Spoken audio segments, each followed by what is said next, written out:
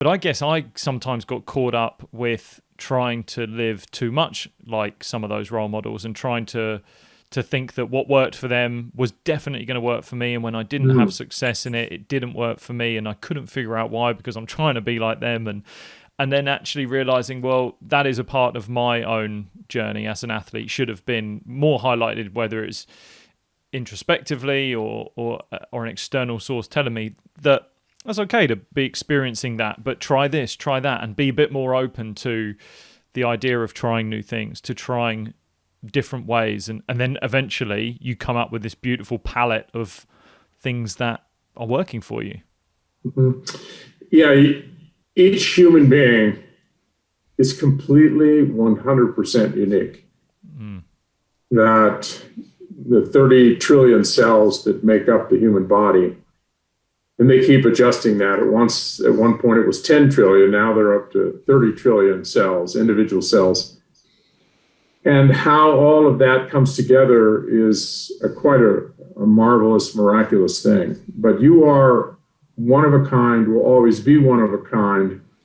And it is always fantastic to have living evidence of somebody that's getting it right, of actually understanding that it is possible to live a life of true meaning, a life of, almost bigger, transcendent, in the sense of more than yourself. And you really watch these people throughout their lives, how they treat their children, their marriages, how they treat others over a span of time, a long period of time. You become pretty much convinced that you would like to be like that, but that's a role model. But then again, you have to find your own path, because your journey is different. Your talent base is different. Your interests are a little different. But it's so great to have people.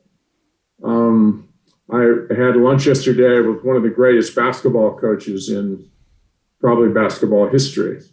And I was stunned when I heard that how his whole life would be a success if he was compared to another coach that he thought was actually superior to him, and that he hoped that might be his legacy, that this coach actually recognized him as being a valued coach in this sport. So we're all looking for role models, and we're all looking for our own path to have a successful life. And you can't copy someone else, but you can emulate them in many ways and help you on your journey.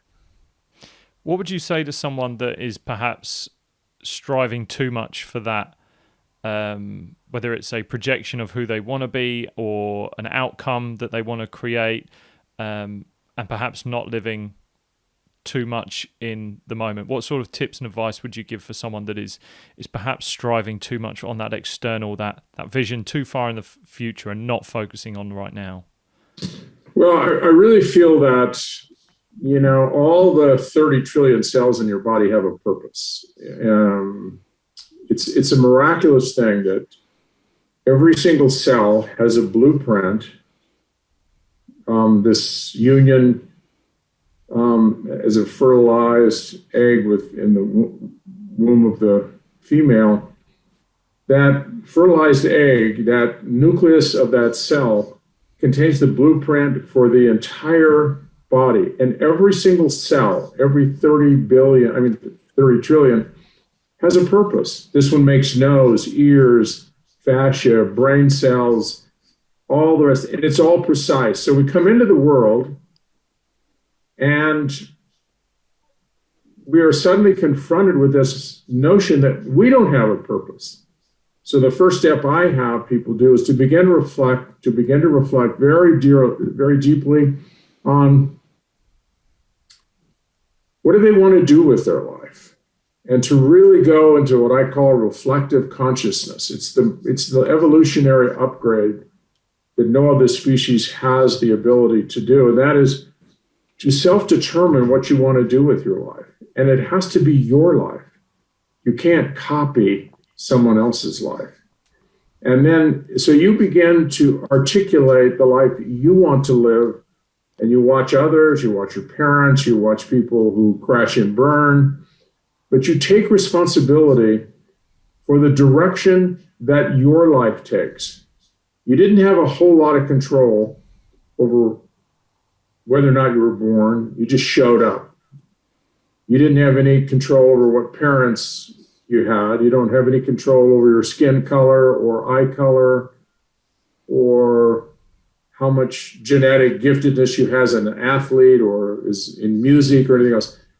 All of that was determined for you. But the one thing you do have, which is for me the most important area of choice, is to what are you going to do with this gift that you received? What are you going to do with this life? And you're only here for a short time. So I always have you go to the end of your life. You kind of go to the end and work forward. And then begin to do the things that will help you. I call it getting home. Once you understand what home is for you in life, then the rest of your life you're trying to get home. And home is simply ending up where you want at the end of your life. And start there and really push the envelope hard. And it's interesting what bubbles up there. And that process never ends. You will continue that's your true north. And that true north will never be set in cement. Every day, every week, every month, every year, you get a little clearer picture of your purpose, your reason for being here, and the rules of your engagement on planet Earth. How do you want to treat others? What are your ethics? What are the morals that matter to you?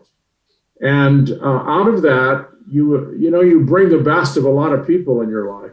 But clearly, this is your life, your legacy, and the way you choose to bring it to some kind of brilliant conclusion on your terms.